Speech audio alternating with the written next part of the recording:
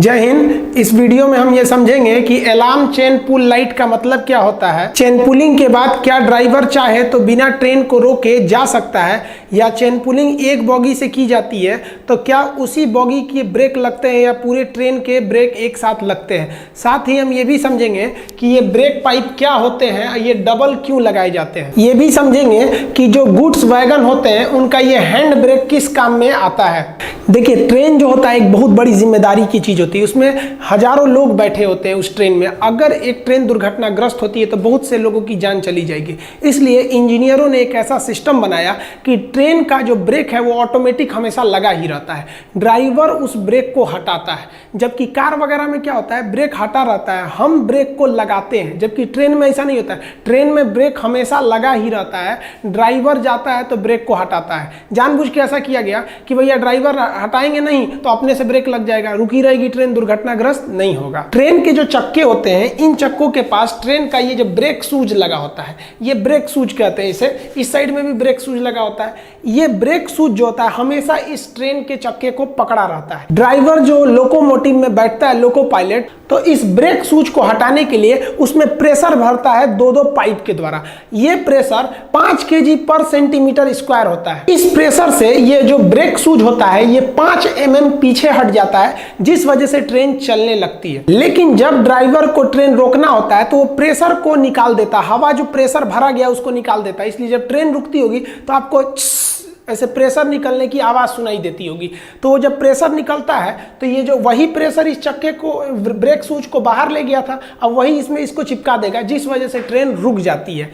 पहले जो ये ब्रेक सूज होते थे वो कास्ट आयरन के थे, जिस वजह से इसमें घिसावट ज़्यादा आती थी और स्पार्किंग होने लगती थी। लेकिन अभी जो ब्रेक सूज आ गए हैं वो कंपोजिट मटेरियल, यानी उसमें फाइबर के साथ साथ एस्बेस्टस का प्रयोग किया जाता है, जो इसमें चिपक जाते हैं और उसके चिपकने से ट्रेन रुक जाती है।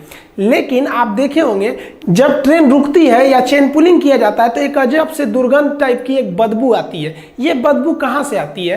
तो जब ये ब्रेक इस पे लगाया जाता है तो इसमें घिसावट से इसमें जो उष्मा होती है तो ये जलने टाइप की बदबू आती है। ये जो बदबू होती है ये जनरल बॉगी से ज़्यादा आती है। रीजन क्या है कि जनरल बॉगी में उम्मीद से ज़्यादा भीड़ होती है, जिस भीड़ के दबाव से ये जो दूरी है 5 mm की दूरी ब्रेक सूज और व्हील के बीच में, ये घट के 2 mm ही हो जाती है। जबकि जो ब्रेक अप्लाई किया जाता है वो ये ध्यान में रख के अप्लाई किया जाता है कि 5 mm की दूरी को मेंटेन करना है। जबकि जनरल बॉगी में ऑलरेडी भीड़ के वजह से 3 mm दूरी घटकर केवल 2 mm ही हो गई है और ब्रेक अप्लाई हो जाता है 5 mm के हिसाब से। इस वजह से उसमें दुर्गंध ज्यादा आती है। अब बात करते हैं ये प्रेशर आता कहां से है। तो इस प्रेशर को देने के लिए एक प्रेशर पाइप लगे होते हैं, दो प्रेशर पाइप। आप देखिए, ये होता है ब्रेक पाइप, ये आप किसी भी ट्रेन की 2 बॉगियों के बीच में ज्वाइंट देखे होंगे, इसी से प्रेशर भरते हैं। ये प्रेशर को भरता कौन है?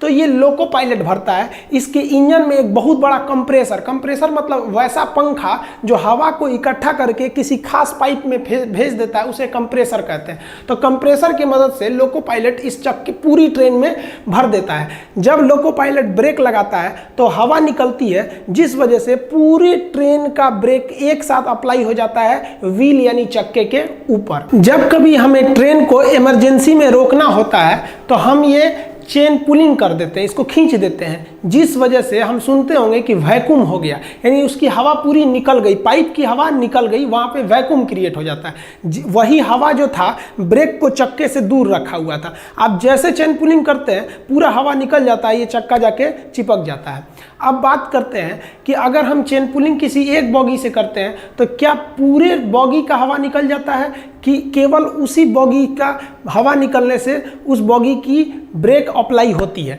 ऐसा नहीं है। देखिए, पूरा जो ट्रेन होता है वो एक ही फीडर पाइप और ब्रेक पाइप से जुड़ा होता है। अगर कहीं एक जगह से आप चेन पुलिंग करेंगे तो उस लीकेज से पूरा हवा निकल जाएगा और पूरे बॉगी में, पूरी ट्रेन में एक साथ ब्रेक लगता है। आप एक लाइट देखे होंगे किसी भी बॉगी में, यहाँ पर इस शेप में एक लाइट लगा होता है। इस लाइट को हम बोलते हैं अलार्म चेन पुलिंग लाइट, यानी एसीपी लाइट के नाम से जानते हैं इसको। ये क्या करता है? ये बताता है ये लाइट कि किस बॉगी से चेन पुलिंग किया गया है, ताकि जीआरपी वगैरह को पता चल सके कि इसी बॉगी से चेन पुलिंग किया गया है।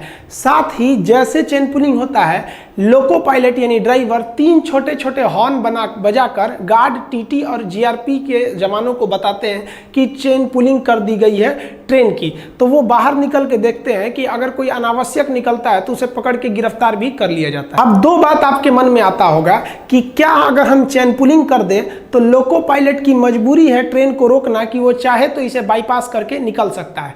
तो लोको पायलट चाहे तो ट्रेन को नहीं रोकेगा, आप जितना भी चेन पुलिंग करिए, हर एक बॉगी में से चेन पुलिंग करते रहिए, वो निकल जाएगा।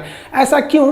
समझिए, जो चेन पुलिंग आप करते हैं तो जो एयर निकल जाती है वो एक ही पाइप की निकलती है, जबकि एक अलग से सेपरेट पाइप रहती है जिसे हम कहते हैं फीडर पाइप। इसका कंट्रोलिंग लोको पायलट के पास रहता है। आप जिधर से एयर को रिलीज कर रहे होते हैं, लोको पायलट वापस उसमें भर के एयर और ट्रेन को ले जा सकता है। एक चीज और गौर किए होंगे आप लोग, किसी ट्रेन का चेन पुलिंग खींचते रहिए, उसे जुड़ा काम ही नहीं करता है। यानी चेन पुलिंग के जंजीर को हम इसे ऑफ भी कर सकते हैं। कैसे ऑफ किया जा सकता है? तो जहां से हम ट्रेन में चढ़ते हैं, पायदान के अंदर एक हैंडल होता है, उस हैंडल को घुमा दिया जाता है। अगर रेलवे का कोई स्टाफ किसी बॉगी के अंदर का, किसी कोच का अगर वो हैंडल घुमा दिया है तो उस बॉगी में ब्रेक काम करेगा, A to Z काम करेगा, केवल इसकी सप्लाई काट दी जाएगी, क्योंकि इसका सप्लाई नीचे आकर जो मेन फीडर पाइप और ब्रेक पाइप होते हैं उसी से जुड़ा रहता है। वो स्विच बंद कर देंगे तो ये काम नहीं करेगा।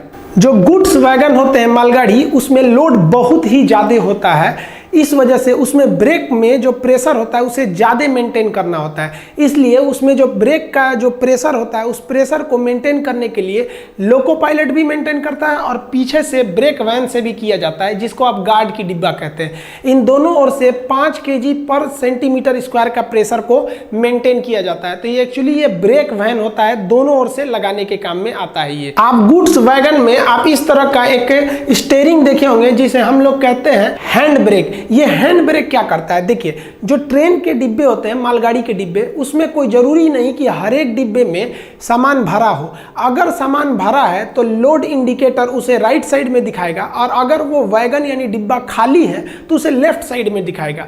तो खाली डिब्बे और भरे हुए डिब्बे से एक ब्रेकिंग सिस्टम पर काफ़ी इफेक्ट पड़ता है, तो इस इंडिकेटर को ध्यान रखा जाता है। इसके अलावे अगर किसी बॉगी यानी अगर किसी वैगन का प्रेशर ज़्यादा हो गया है तो उसे कम करने की ज़रूरत है, और अगर प्रेशर 5 kg पर सेंटीमीटर स्क्वायर से कम है तो उसे बढ़ाना है, और ज़्यादा है तो घटा के ले आना है। तो ये जो हैंड ब्रेक होता है, ये किसी स्पेशल बॉगी यानी किसी खास डिब्बे में अगर प्रेशर कम और ज़्यादा हो गया है तो इसे हैंड ब्रेक की मदद से उसको मेंटेन करके बैलेंस करने के काम में आता है। तो इसे हम हैंड ब्रेक कहते हैं। आजकल जितनी भी मालगाड़ी है या सवारी गाड़ी है, उसमें जो ब्रेकिंग के लिए एयर पाइप दिया जाता है वो 2-2 एयर पाइप दिए जाते हैं। इस दोहरे पाइप होने के वजह से ही मालगाड़ियों पे आप देखेंगे उस पे लिखा रहता है विथ ट्विन पाइप, दोहरे पाइप वाले। ये दोहरे पाइप का मतलब क्या है कि अगर एक जगह से ब्रेक आप रिलीज भी कर देते हैं, चेन पुलिंग भी करते हैं, तो दूसरे फीडर पाइप की मदद से उसमें वापस हवा भर के अब ब्रेक को हम ढकेल सकते हैं और ट्रेन को लेके जा सकते हैं। आई होप कि आप ब्रेकिंग सिस्टम समझ गए होंगे, चेन पुलिंग और हैंड ब्रेक का क्या काम होता है ये भी समझ गए होंगे।